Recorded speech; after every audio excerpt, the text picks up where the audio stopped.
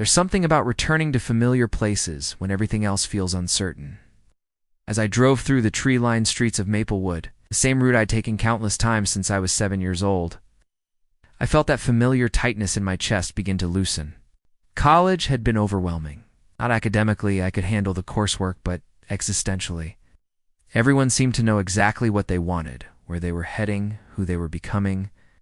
Meanwhile, I felt like I was floating in some kind of limbo, watching my life happen to me rather than actively living it.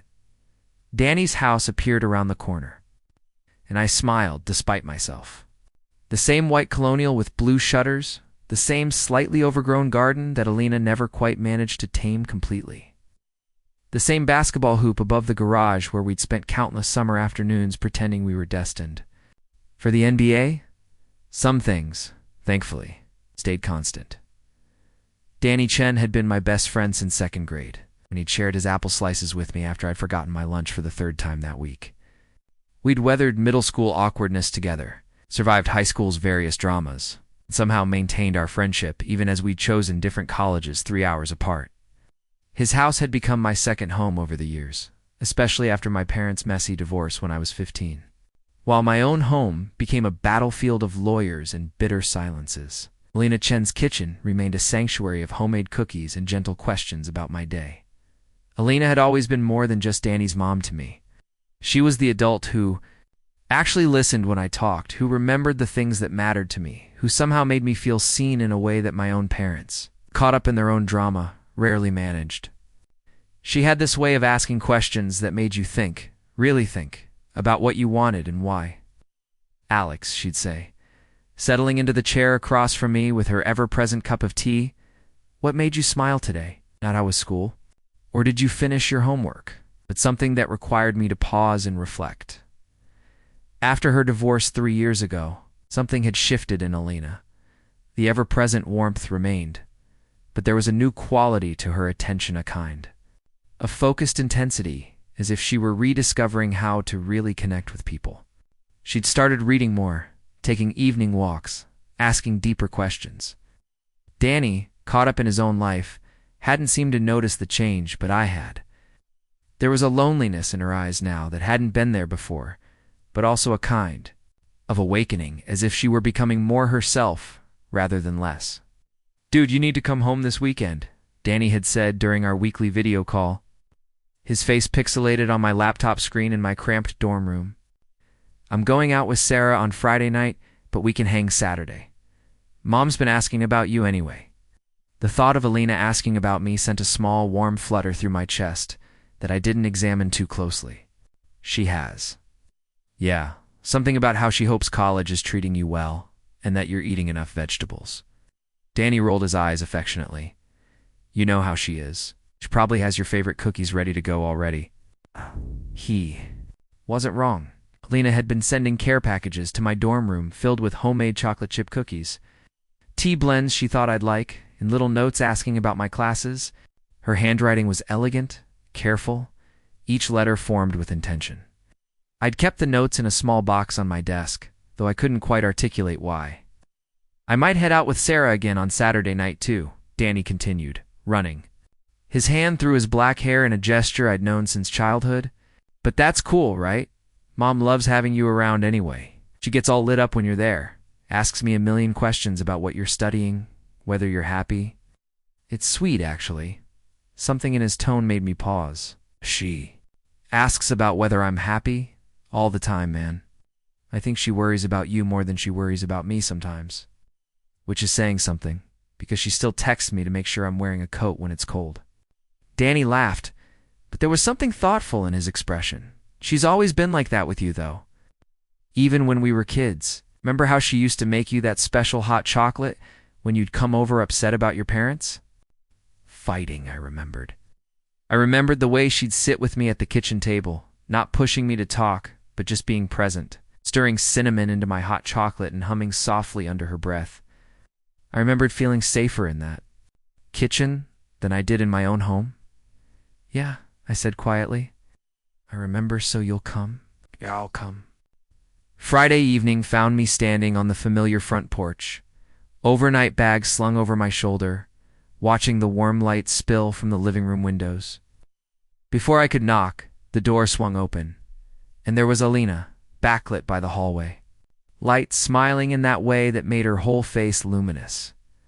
"Alex?" She stepped forward and wrapped me in a hug that lasted just a moment longer than usual. And I caught the scent of her perfume, something light and floral that I'd never noticed before. Or maybe I had, but never allowed myself to really notice. "I'm so glad you're here." She stepped back, keeping her hands on my shoulders, and looked at me with that focused attention that had always made me feel important. "You look good," she said, and there was something in her voice, surprise, maybe, or approval, that made my cheeks warm. "College is agreeing with you." "Thanks," I managed, suddenly hyper-aware of how I looked. Whether my hair was sitting right, whether the shirt I'd chosen was appropriate. "You look good too," and she did. Elena had always been beautiful in that understated way that snuck up on you. But there was something different about her now. Her dark hair was shorter than I remembered, framing her face in a way that made her look younger, more vibrant. She was wearing a simple navy sweater and jeans, nothing fancy. But she had this quality of being completely present in her own skin. That was mesmerizing. Come in," she said, stepping aside to let me pass.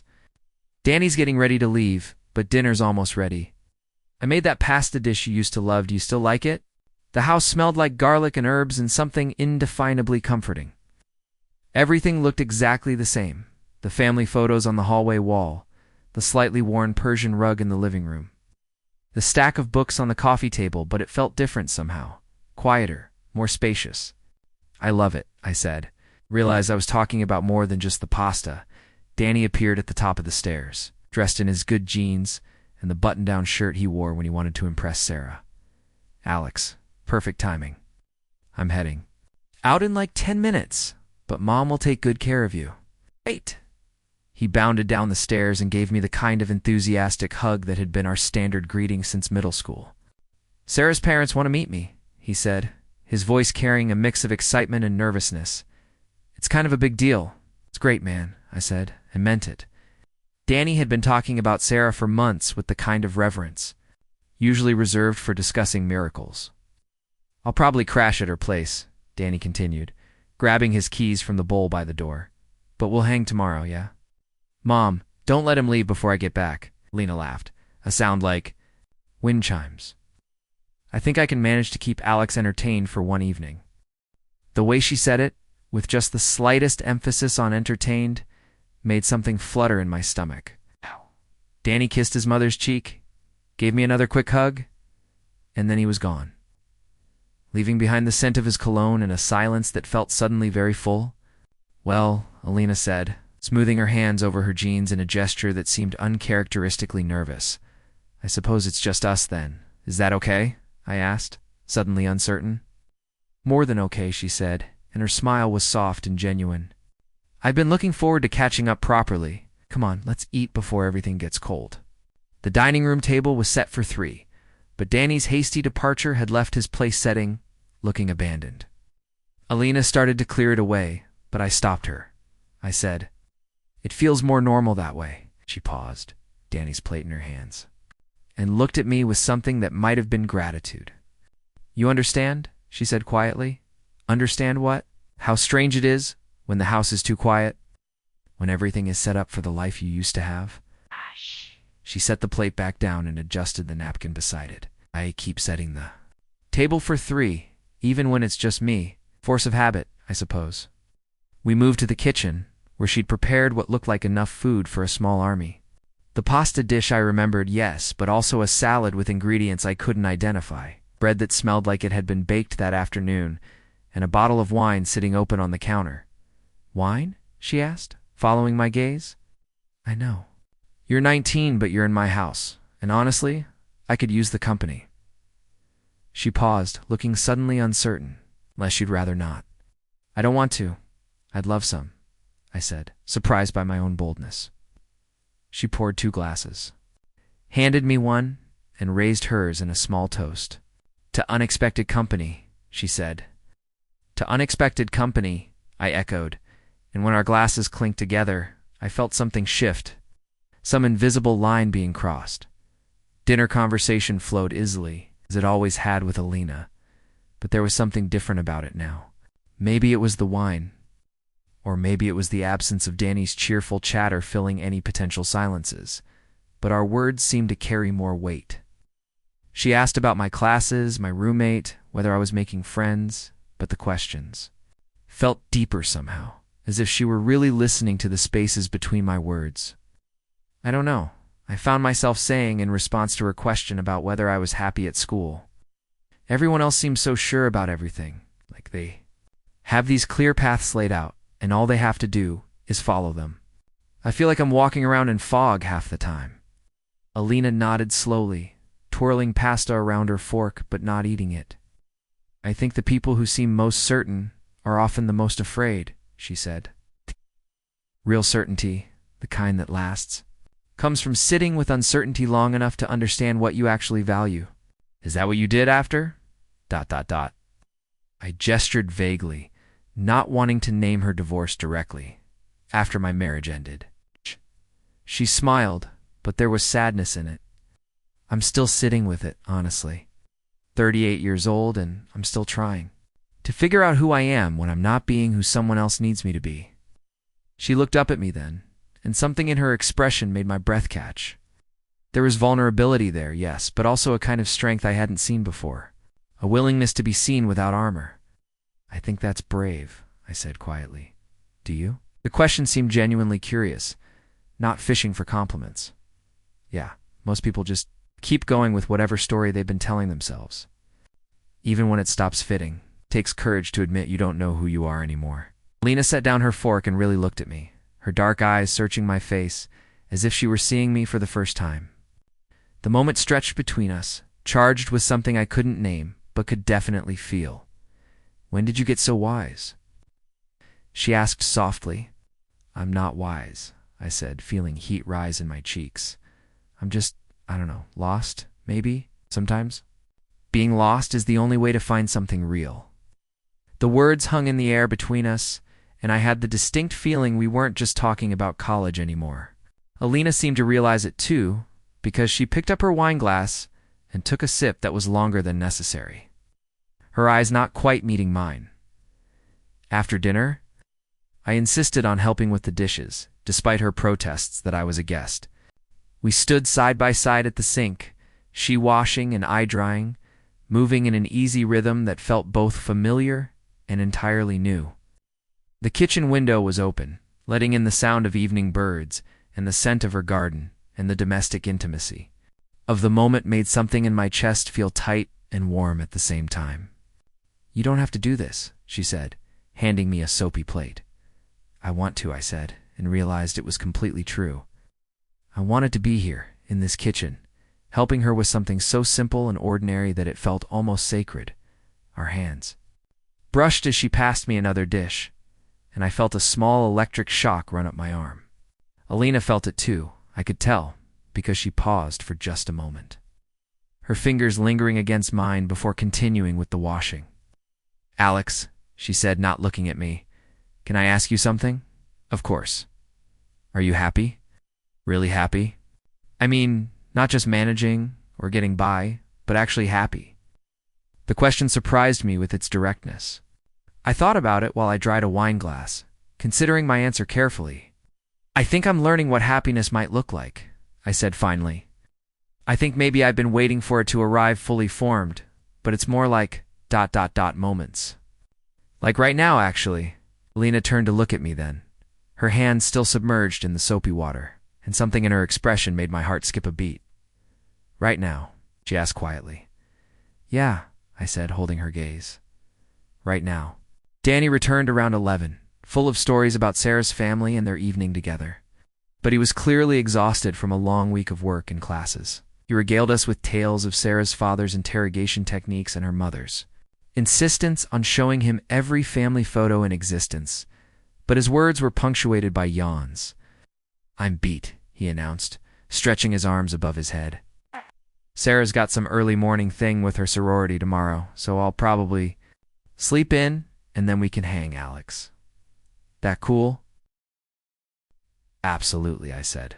Well, I felt a small stab of disappointment at the thought of the evening ending. Danny headed upstairs, calling goodnight over his shoulder, and suddenly, the house felt very quiet again. Elena began turning off lights in the kitchen, moving with the practiced efficiency of someone who had performed this ritual countless times alone. "I should probably head to bed too," I said, though I made no move toward the stairs. "Probably," Elena agreed, but she didn't seem to be rushing either. I stood in the doorway between the kitchen and the living room, watching her move around the space, and felt reluctant to break the spell of the evening. There had been something different about tonight, something that felt important in a way I couldn't quite articulate. "Elena," I said, and she turned to look at me, dish rag still in her hands. "Yes, thank you. For dinner, for this." It was exactly what I needed. She smiled, and in the dim light of the single lamp she'd left on, she looked almost ethereal. "I'm glad," she said simply. I started toward the stairs, then paused. "Good night." "Good night, Alex." But sleep, when I finally made it to Danny's old room that had been converted into a guest room, was elusive. I lay in the narrow bed, staring at the ceiling and replaying moments from the evening. The way Elena had looked at me during dinner. The electricity when our hands had touched at the sink. The quiet intimacy of our conversation about happiness and uncertainty. There was something happening here, something I didn't fully understand but couldn't ignore. Elena was Danny's mother. She was 23 years older than me. She was lonely and vulnerable after her divorce, and I was a confused college student who didn't know what he wanted from life.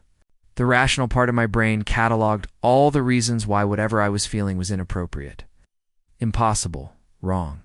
But lying there in the dark, I couldn't shake the memory of her eyes meeting mine across the dinner table, or the way she'd said right now when I'd told her I was happy in that moment. There had been something in her voice, something that suggested she understood exactly what I meant, around midnight. I gave up on sleep and padded downstairs to get a glass of water.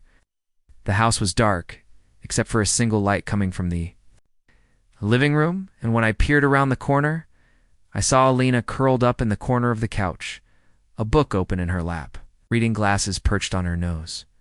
She looked up when she sensed my presence and smiled. "Can't sleep either?" "Too much to think about," I said, which was certainly true. "Come sit," she said, patting the couch beside her, "unless you'd rather go back upstairs." I should have gone upstairs. I should have gotten my water and retreated to the safety of the guest room, where I could stare at the ceiling and try to convince myself that whatever I was feeling was just gratitude for a home-cooked meal and adult conversation. Instead, I found myself walking toward the couch, toward Elena and the warm circle of lamplight that surrounded her like a cocoon. "What are you reading?" I asked, settling into the opposite corner of the couch, far enough away to be respectful, but close enough that I could smell her perfume again. She held up the book Something by Alice Munro. "Short stories," she said. "I find them comforting. Before bed, less commitment than a novel, but still." She gestured vaguely with her free hand. "Still an escape? Still a way to feel less alone," she corrected gently. The honesty of the statement hung between us. Lena closed the book and set it aside, then turned to face me fully, tucking one leg underneath her. "Can I tell you something?" she asked. "Of course, I was nervous about you coming this weekend. Nervous." "Why?" Elena was quiet for a moment, seeming to choose her words carefully. "'Cause I've been thinking about you," she said finally. "More than I probably should. Wondering how you're doing, whether you're taking care of yourself, whether college is everything you hoped it would be. Danny gives me updates, of course, but they're Danny updates. Alex is fine. Mom, stop worrying, and I find myself wanting to know more." She paused, looking down at her hands. "And then tonight, having you here, talking to you like an adult, instead of like Danny's friend who needs looking after. I realize you've grown up, really grown up. I don't quite know what to do with that realization." My heart was beating so hard I was sure she could hear it. "What do you mean?" Elena looked up at me then, and in her eyes I saw the same confusion, the same tentative recognition of something shifting that I'd been feeling all evening. "I mean," she said quietly, "that I enjoyed tonight more than I've enjoyed an evening in a very long time. I'm not sure that's entirely appropriate." The words settled between us like a bridge we could either cross or pretend we'd never seen. I could feel the weight of the moment, the sense that Whatever I said next would change something fundamental between us. "Elena," I said, and my voice came out rougher than I'd intended. "I don't think appropriateness has anything to do with how we feel." She drew in a sharp breath, and I saw something flicker across her face. Surprise, maybe, or recognition, or fear. Or all three. "Alex. ... I know," I said quickly. "I know all the reasons why this is complicated. I also know that sitting here with you, talking to you, feels more real than anything has felt in months." Elena was quiet for a long moment, and I held my breath, wondering if I'd said too much, if I'd ruined something precious and fragile. Finally, she spoke. "It feels real to me too," she said, so quietly I almost missed it, and that terrifies me. We sat in the lamplight, looking at each other across the expanse of couch cushions, and I felt as if we were standing at the edge of something vast and unknown. There was no going back from this conversation, no pretending we hadn't acknowledged what was happening between us. "What do we do?" I asked. Elena smiled then, sad and beautiful and infinitely complex. "I don't know," she said. "I honestly don't know. She didn't ask me to leave, and I didn't offer to go." And we sat there in the gentle darkness, talking quietly about books and dreams and the strange ways that connection can bloom in the most unexpected places, till the first hints of dawn began to creep through the living room windows. I woke before dawn, my internal clock disrupted by the weight of everything that had passed between Elena and me the evening before. The guest room felt smaller somehow, as if the walls had contracted around my racing thoughts. I lay still for a while, listening to the quiet house and trying to make sense of what I was feeling. Anticipation, anxiety, desire, guilt, all tangled together in a knot that seemed to tighten with each breath. Eventually, I gave up on sleep and padded downstairs, moving carefully to avoid the creaky step third from the bottom that I remembered from countless childhood visits. The kitchen was bathed in the soft gray light of early morning, and I found myself gravitating toward the familiar ritual of making coffee, needing something to do with my hands while my mind tried to process the shift that had occurred between us. I was standing at the counter, measuring coffee grounds with the kind of focused attention usually reserved for delicate scientific experiments, when I heard soft footsteps behind me. "You're up early," Elena said, and her voice carried that particular quality it had when she first woke up, slightly husky, more intimate somehow. I turned to find her standing in the doorway wearing a soft gray robe that made her look both ethereal and utterly human. Oh. Her hair was tousled from sleep, and there was something vulnerable about seeing her without the careful composure she usually maintained. "Couldn't sleep," I admitted, holding up the coffee scoop as if it explained everything. "Neither could I," she said, moving into the kitchen with that fluid grace I'd come to associate with her. "I kept thinking about yesterday, about everything we shared." There was a moment of awkwardness, as we both seemed to realize simultaneously that we were alone again, that Danny was still asleep upstairs, that we had to navigate this new dynamic between us in the sober light of morning. But then Elena smiled, tentative but genuine, and the tension began to ease. "Thank you for last night," she said softly, "for being so gentle when I fell asleep on you. I woke up on the couch this morning covered with the blanket, and I realized ... You took care of me." "Of course I did," I said, and the words came out more intense than I'd intended. "I wanted to make sure you were comfortable." Something in her expression shifted at my tone, and I saw that same recognition from the night before, the acknowledgement that what was happening between us was deeper than friendship, more complex than the simple care one person might show. "Another, Alex," she said, and then seemed to lose her words. "No," I said quietly. "I feel it too." We stood in the kitchen as the coffee finished brewing, not quite looking at each other, but hyper-aware of every movement, every breath. When Elena reached for mugs from the cabinet, her arm brushed against mine, and the contact sent that familiar electric current through me. She noticed too. I could tell by the slight pause in her movement, the way her breath caught almost imperceptibly. After coffee and a quiet breakfast that felt charged with unspoken awareness, Elena suggested we step outside. "I want to show you my garden," she said. "It's not much, but it's mine, you know." The The backyard was modest but thoughtfully arranged. Flower beds that curved along the fence line and a small vegetable patch near the house. Everything was just beginning to wake up from wintergreen shoots pushing through the soil. Buds forming on the fruit trees, the promise of color and abundance still weeks away. "It's beautiful," I said, and meant it. There was something deeply appealing about the way Elena had created this space, the careful attention to both function and beauty. "It's a work in progress," she said, kneeling beside a patch of earth where small green shoots were emerging. "I started it after the divorce. Something about having my hands in the soil, creating something that would grow and change and surprise me, helped." I knelt beside her, close enough that our shoulders almost touched, and watched as she gently cleared away winter debris from around the emerging plants. Her movements were careful, reverent, as if she were performing some kind of sacred ritual. "What are these?" I asked, gesturing to the green shoots. "Tulips," she said. "I planted the bulbs last fall in October. It was this act of faith, putting something in the ground when everything was dying, trusting that spring would come, and they would emerge." She paused, her hands still in the soil. I wasn't sure I believed in spring then, in anything growing again. The metaphor hung between us, rich with meaning. I reached out and touched one of the emerging shoots, marveling at its determination to push through the earth toward the light. "But they did grow," I said softly. "They did," Elena agreed, and when she looked at me, I saw something new in her expression. Hope, maybe, or the beginning of it. Sometimes the most beautiful things come from the darkest seasons. Without thinking, I reached out to help her clear debris from around another cluster of shoots. Our hands met in the soil, and this time neither of us pulled away.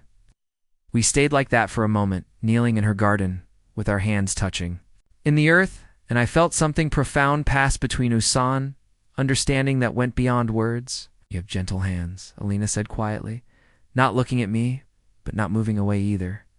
"Everything you touch, you treat with such care. Your writing, the way you helped me with dinner last night. Even this, the way you're touching these plants as if they're precious." "They're precious," I said. "Everything you've created here is precious, Alex," she said. And when she turned to face me, still kneeling in the soil, I saw tears gathering in her eyes. "You see things that other people miss. You see beauty where others see ordinary moments. You see potential where others see just dirt and dormant bulbs." The intensity in her voice made my heart race. "Elena, ... I'm trying to say," she continued, her voice barely above a whisper, "that you have this quality of paying attention, of really seeing things. And when you look at me, I feel like you're seeing something worth paying attention to." Reached up with my free hand, still dirty from the soil, and gently touched her cheek. "I'm seeing someone extraordinary," I said. "Someone who creates beauty wherever she goes, who asks questions that matter, who makes me feel like the person I am when I'm with you is someone worth being." We stayed in the garden for another hour, working side by side in comfortable silence, occasionally brushing hands as we reached for the same tool or cleared debris from the same area. There was something deeply intimate about the shared labor. The way we moved around each other with natural ease, the quiet satisfaction of tending something together. When we finally went back inside, I found Danny in the kitchen, showered and dressed, looking more alert than I'd seen him all weekend. "Morning, you two," he said, grabbing an apple from the fruit bowl. "Sarah's family is having some big Sunday dinner thing, and they asked me to come. Apparently her dad wants to grill me some more about my intentions." He made air quotes around the word, rolling his eyes good-naturedly. "That sounds serious," Elena said, but I could hear the slight tension in her voice. "Yeah, I think it is," Danny said, and for the first time since I'd known him, he looked genuinely nervous about something. "Sarah thinks they're going to ask about our future plans and all that. Marriage stuff." Elena and I exchanged a quick glance, and I saw my own surprise reflected in her expression. Danny, talking about marriage? It seemed impossible that my best friend was moving into such serious adult territory while I was still trying to figure out who I was. "That's wonderful, honey," Elena said, and her smile was genuine despite the complexity of the moment. "Sarah seems like a lovely girl." She is, Danny said, and the way his whole face lit up when he talked about her made something twist in my chest, not jealousy. Exactly, but a recognition of how much he'd grown, how much his life was moving forward, while mine felt suspended in uncertainty. Anyway, Danny continued, I'll probably be gone most of the day. Alex, you want me to drop you off at the train station on my way? The question hung in the air, and I felt the weight of choice settling on my shoulders. This was my opportunity. To leave, to return to my dorm room and my regular life. To pretend that this weekend had been nothing more than a visit with an old friend and his mother. The safe choice, the reasonable choice. But then I looked at Elena, saw the carefully controlled hope in her expression, the way she was holding her breath, waiting for my answer, and I knew I couldn't leave. Not yet, actually, I said, surprised by the steadiness. Of my own voice, I was thinking I might stick around another day. If that's okay with you, Elena, I could take the train tomorrow. The smile that spread across Elena's face was radiant, unguarded in a way that made my heart skip. Of course, she said. You're always welcome here. You know that. Danny looked between us, and for a moment I wondered if he sensed the undercurrent of tension, the weight of what was happening beneath the surface of this ordinary conversation. But then he shrugged, kissed his mother's cheek, and headed for the door. Cool. See you tomorrow then, Alex. Don't let Mom bore you with too many books. And then he was gone, leaving Elena and me alone in the sudden quiet of the house, both of us acutely aware that I had chosen to stay, that we had another day and another night to navigate this connection that was growing stronger with each shared moment. We spent the afternoon in careful domesticity reading in Elena's library, taking another walk through the neighborhood, preparing a simple dinner together. But underneath every ordinary moment was the awareness of what we weren't saying, the tension of feelings that were becoming impossible to ignore. Over dinner pasta with vegetables from Elena's garden, wine that had become our evening ritual, we finally began to speak more directly about what was happening between us. Alex, Elena said, setting down her fork and looking at me with that focused attention that always made me feel seen. I need to say something, and I'm not sure how to say it without sounding foolish. Could never sound foolish to me. I said, and meant it completely. She took a breath, seeming to gather courage. Yesterday, last night, this morning, in the garden. I feel like I'm discovering something I didn't know was possible. Not just attraction, though, that's certainly there, but this sense of being understood by someone who sees the world the way I do. My heart was beating so hard I was sure she could hear it. Elena, let me finish, she said gently. I know this is complicated. I know there are all kinds of reasons why what I'm feeling might be inappropriate or unwise or impossible. But I also know that being with you this weekend has made me feel more like myself than I've felt in years. She paused, looking down at her hands, then back up at me with an expression that was vulnerable and brave at the same time. I'm 42 years old, she continued. I'm Danny's mother. I'm your friend's mother. I'm divorced and still figuring out who I am when I'm not defining myself in relation to someone else. You're 19, you're just starting your life. You have so many possibilities ahead of you, Elena, I said, reaching across the table. To take her hand, everything you just said is true. None of it changes how I feel about you. She looked at our joined hands, then back at my face. How do you feel about me? The question was direct, honest, and deserved an equally honest answer. I feel like I'm finally awake, I said. Like I've been sleepwalking through my life, and being with you has reminded me what it means to be fully present. When I'm with you, I understand who I am in a way that makes sense. Not who I think I should be, not who other people want me to be, but who I actually am. Tears gathered in Elena's eyes. You feel like home to me, she said quietly. Not in a comfortable, familiar way, but in a way that makes me want to be the best version of myself. You make me want to be brave. We finished dinner and cleaned. Up together, moving around each other with the same easy intimacy we'd developed over the weekend. But now, there was an added weight to every interaction. We were both acutely aware that we had acknowledged our feelings, that the careful distance we'd been maintaining was becoming harder to sustain. We watched another movie. Sitting closer this time, Elena's head resting against my shoulder in a way that felt both natural and electrically charged. When the film ended, we sat in the comfortable darkness, neither of us wanting to break the spell by turning on the lights or suggesting we go to bed. "I should probably let you get some sleep," Elena said finally, but she made no move to get up. "Probably," I agreed, but I didn't want the evening to end either. Eventually. We did make our way upstairs, pausing at the top of the stairs where the hallway split Elena's room to the right, the guest room to the left. For a moment we stood there looking at each other, and I felt the weight of everything unspoken hanging between us. "Good night, Alex," Elena said softly. "Night," I replied, and we went to our separate rooms. But lying in the guest bed, staring at the ceiling and listening to the quiet sounds of Elena moving around in her room down the hall, I found sleep impossible. Every nerve in my body was aware of her proximity, of the fact that we had finally acknowledged what was happening between us, of the choice that seemed to hang in the air like a question waiting to be answered. I must have been lying there for an hour when I heard soft footsteps in the hallway, followed by a gentle knock on my door. "Alex." Elena's voice was barely above a whisper. "Are you awake?" "Yes," I said, sitting up in bed. The door opened slowly, and Elena appeared in the doorway, backlit by the hallway light. She was wearing the same gray robe from that morning, and in the dim light she looked ethereal, uncertain, beautiful. "I couldn't sleep," she said. "I kept thinking about our conversation at dinner, about everything we said." "Come in," I said, and she stepped into the room, closing the door softly behind her. The guest room had a window that faced the backyard, and moonlight streamed through the curtains, casting everything in silver. Elena moved to the edge of the bed and sat down, not close enough to touch, but close enough that I could smell her perfume. "See the way the moonlight caught in her hair?"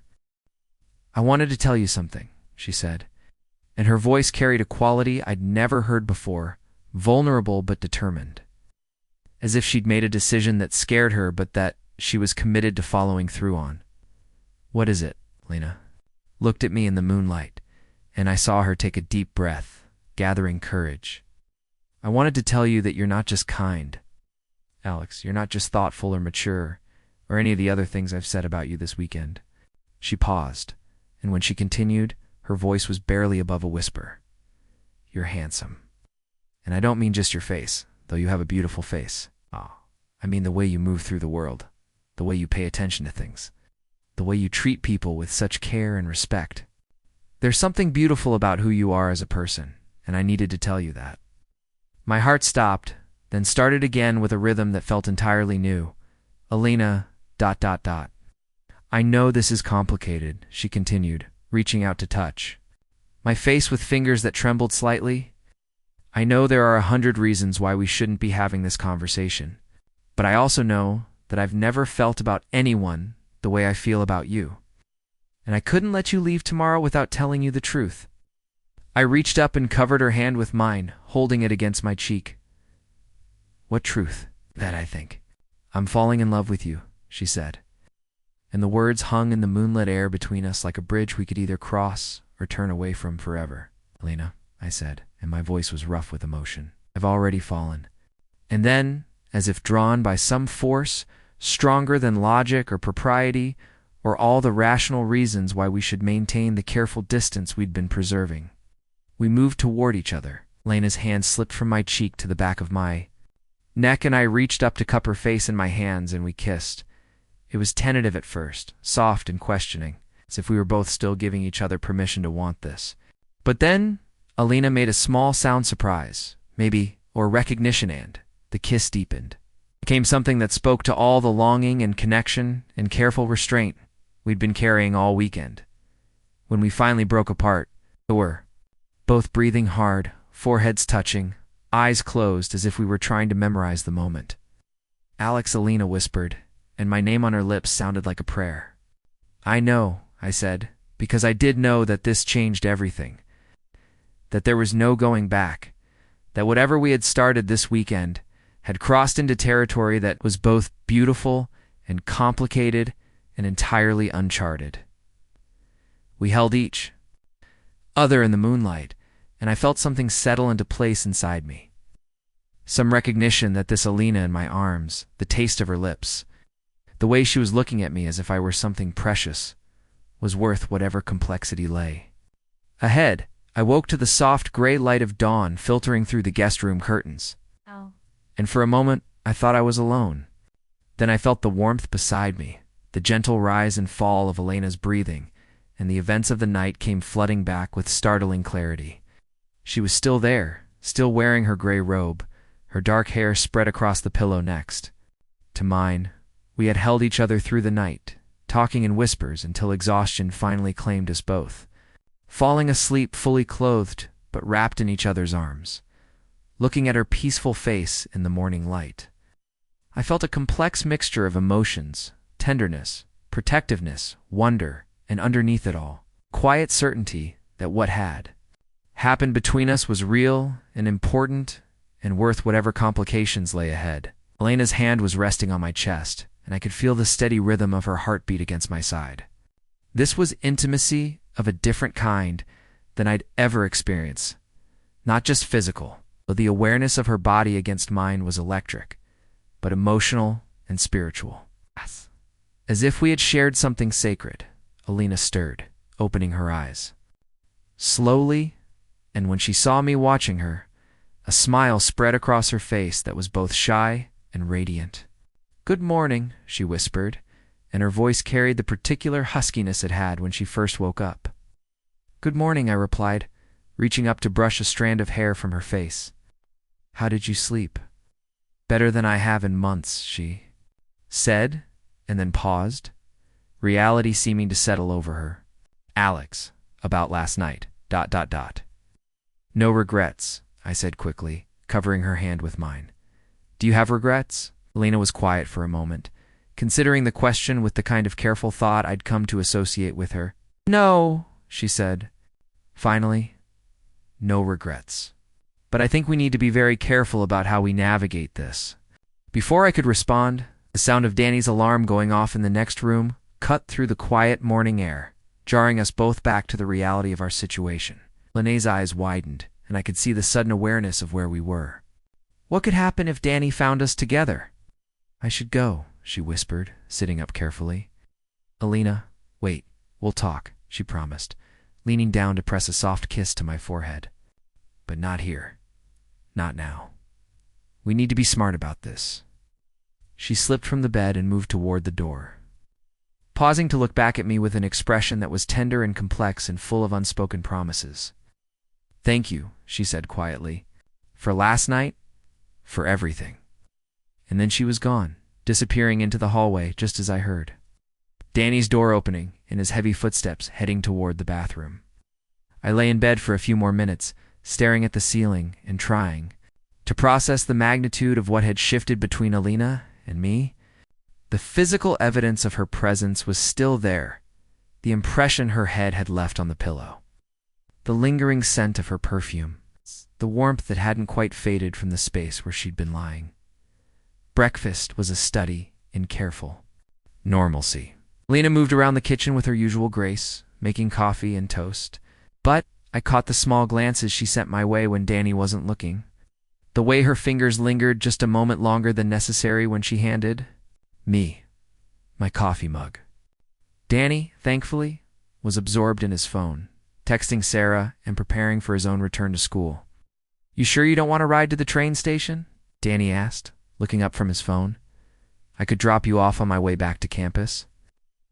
"Good," I said, surprised by how normal my voice sounded. "I've got a later train. No rush." "Cool," Danny said, already distracted again. "Sarah's picking me up in 20 minutes. Her sorority is doing some fundraiser thing this week, and she needs help setting up." Elena and I exchanged a look across the kitchen table. I saw the same mixture of relief and anticipation in her eyes that I was feeling. More time alone, a chance to talk about what had happened, to figure out what came next. When Sarah's car pulled into the driveway, Danny gathered his things with his usual chaotic energy, kissing Elena's cheek and giving me the kind of enthusiastic hug that had been our standard goodbye since middle school. "Good to see you, man," he said. "Don't be a stranger, okay? Mom loves having you around." If only he knew how much, I thought. But I just smiled and returned his hug. "Definitely." "For letting me crash here?" Anytime, Danny said, already halfway out the door. See you soon. And then he was gone, leaving Elena and me standing in the sudden quiet of the kitchen, both of us acutely aware that we were alone again, that we had space to breathe and talk and figure out what we were going to do with this connection we'd discovered, Elena said, and I could hear the nervous energy in her voice. So I agreed. She moved toward me then, closing the distance between us, and I reached for her hands, marveling at how natural it felt to touch her. How right it seemed to be standing in her kitchen, holding her hands, while the morning light streamed through the windows. Are you okay? I asked. About last night? About all of this? Elena looked up at me, and I saw that same vulnerability from the night before, mixed now with something that looked like wonder. I'm scared, she said honestly, but I'm also, I don't know how to describe it, happy, hopeful, like I've discovered something I didn't know I was looking for. I know exactly what you mean, I said. It feels like everything has color now, doesn't it? Like I was seeing the world in black and white before, and now suddenly everything is vivid. Yes, she said, and her smile was radiant, exactly like that. We talked for another hour, sitting at her kitchen table with fresh coffee, trying to make sense of what had happened between us and what it might mean going forward. We both understood the complexity of our situation, the age difference, the fact that I was Danny's best friend, the social expectations that made our connection unconventional at best. But we also both understood that what we felt for each other was real and meaningful and worth protecting. We'll have to be careful, Elena said, discreet. This has to stay between us, at least for now. I understand, I said, and I did. Danny couldn't know. Not yet, maybe not ever. Our families couldn't know. This would have to exist in the spaces between ordinary life and stolen moments and private conversations and the careful architecture of secrecy. Are you okay with that? Elena asked, studying my face. With keeping this private? It won't be easy, Elena, I said, taking her hands. In mine again. I would rather have you as a secret than not have you at all. The train ride back to school gave me time to think, to process the magnitude of what had happened over the weekend. I stared out the window at the passing landscape and tried to understand how a simple visit to my best friend's house had transformed into something that felt like it might change the entire trajectory of my life. I thought about Elena's face in the moonlight when she'd told me I was handsome, about the way she'd looked at me during our conversations about books and dreams, and the complexity of human connection. I thought about the feeling of her head against my shoulder when she'd fallen asleep during the movie, about the trust implicit in her midnight visit to my room, about the way she'd felt in my arms as we held each other through the night. My phone buzzed with a text message, and when I saw Elena's name on the screen, my heart skipped. Thank you for seeing me, for letting me see you. I stared at the message for a long moment, overwhelmed by the simple poetry of it, by how perfectly it captured what had passed between us. I typed and deleted several responses before settling on something that felt equally honest and direct. Thank you for showing me what it means to truly connect with someone. Her response came quickly. This is just the beginning, and I knew she was right. Whatever we had started this weekend, it wasn't something that could be contained to a single conversation or even a single night. It was the beginning of something that would require patience and care and the kind of courage that comes from recognizing something precious when you find it. Over the following weeks, we fell into a careful rhythm. I would visit Danny's house as I had countless times before, but now every interaction with Elena was charged with double meaning. We developed a subtle language of looks and gestures, ways of communicating our awareness of each other that Danny never seemed to notice. Sometimes Elena would text me late at night, sharing a poem she'd read or a thought that had occurred to her during one of her evening walks. Sometimes I would call her when Danny was in class, and we would talk for hours about books and writing and the small observations that made life feel significant. I began visiting more frequently, finding excuses to come home that Danny never questioned. Elena and I would steal moments together, early morning conversations in the kitchen before Danny woke up, late evening walks around the neighborhood when he was out with Sarah, quiet hours in her library, sharing our writing and our thoughts about the world, The secrecy was both exhilarating and challenging. There was something intensely intimate about having this connection that existed outside the boundaries of ordinary social interaction. But it also required constant vigilance, constant awareness of how we looked to others, how our interactions might be interpreted, but it was worth it.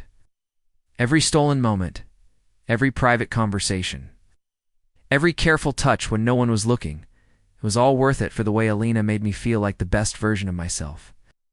For the way our connection continued to deepen and evolve even within the constraints we'd accepted. And underneath it all, the quiet satisfaction of two people who had found something rare and precious and were committed to protecting it. As I followed Elena into the house, breathing in the familiar sense of her cooking and her garden and the books that filled every room, I reflected on what I had learned about love and connection and the courage required to honor feelings that don't fit into neat social categories.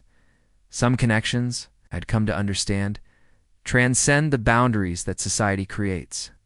To make sense of human relationships, some bonds exist in the spaces between conventional definitions, drawing their strength not from external validation, but from the recognition that passes between two people who truly see each other. What Elena and David had built together was real and meaningful and valuable, even if it couldn't be announced or celebrated or acknowledged in the ways that traditional relationships were. It existed in the realm of private truth, sustained by mutual respect and genuine affection, and the kind of emotional intimacy that can't be manufactured or forced or explained to those who haven't experienced it themselves.